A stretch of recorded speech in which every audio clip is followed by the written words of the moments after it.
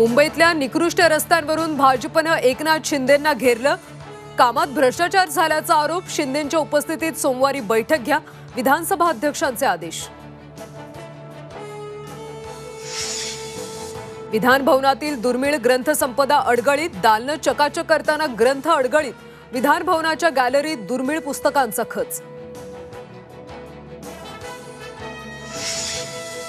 सोमनाथ सूर्यवंशींचा मृत्यू पोलीस मारहाणीतच। न्याय दंडाधिकाऱ्यांच्या अहवालात ठपका। गोपनीय अहवाल राज्य मानवाधिकार आयोगासमोर सादर।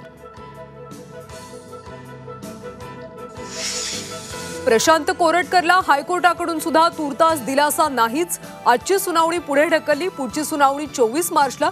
कोरटकरवर अटकेची टांगती तलवार कायम।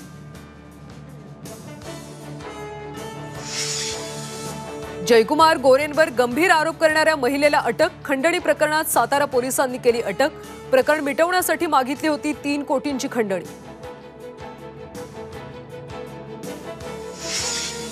प्रहारचे अध्यक्ष बच्चू कडूंचं रायगडच्या पायथ्याशी आंदोलन।